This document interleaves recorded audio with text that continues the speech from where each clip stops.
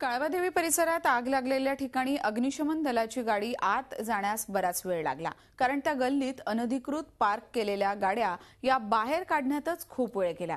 आज या घटनेला 2 दिवस पूर्ण होत नाही तोपर्यंत पुन्हा या परिसरात जागोजागी अनधिकृत पार्किंग पाहायला मिळालं आणि याच सगळ्याचा आढावा घेतलाय आमच्या प्रतिनिधी दीपाली जगताप पाटील यांनी।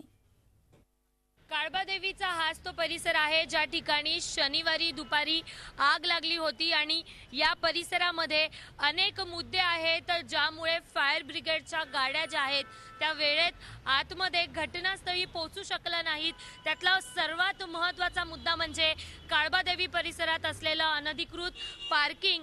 आणि आज आपण पाहतोय 2 दिवसांनंतर ही परिस्थिती जर आपण पाहिली तर जैसे ते दिसतेय, कारण या ठिकाणी आहे 24 तास नो पार्किंगचा बोर्ड आपल्याला पाहायला मिळतोय ट्रॅफिक पोलिसांचा। मात्र तरीही या बोर्ड समोरच आपल्याला अनेक गाड्या ज्या आहेत त्या अनधिकृतपणे पार्क केलेल्या पाहायला मिळत आहेत। लांबच लांब रांग आपण पाहू शकतो, जो पर्यंत हा रस्ता संपतोय तिथपर्यंत अनधिकृत गाड्या पार्क केलेल्या आहेत आणि एकाच नाही तर डबल लाईन मध्ये या गाड्या पार्क केल्या आहेत। त्यामुळेच या ठिकाणी ट्रॅफिक जॅमची समस्या आहे आणि याच कारणामुळे आग लागली त्यावेळेला फायर ब्रिगेडची गाडी जी आहे ती वेळेत आतमध्ये पोहोचली नाही। मात्र 2 दिवसात आपण परिस्थिती जी आहे ती जैसे ते पाहायला मिळतोय।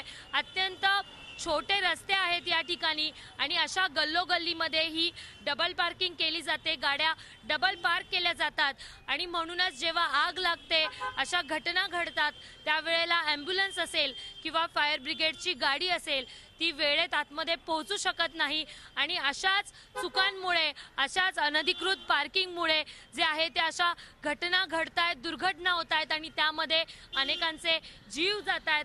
तरी सुद्धा 2 दिवसात आपण धडा शिकलेलो नाहीये आणि महत्त्वाचं म्हणजे ट्रॅफिक पोलीस या ठिकाणी कारवाई का करत नाहीत, का या गाड्या ट्रॅफिक पोलिसांकडून उचलल्या जात नाहीत। दररोज त्याच ठिकाणी त्याच गाड्या या ठिकाणी पार्क केल्या जातात, त्यामुळे ट्रॅफिक पोलिसांच्या कामाबाबत या ठिकाणी प्रश्नचिन्ह उपस्थित होत आहे। Video journalist Shrinivas Deepali Jagtap Patil, Zee media, Mumbai. Zee 24 तास रहा एक पाऊल पुढे।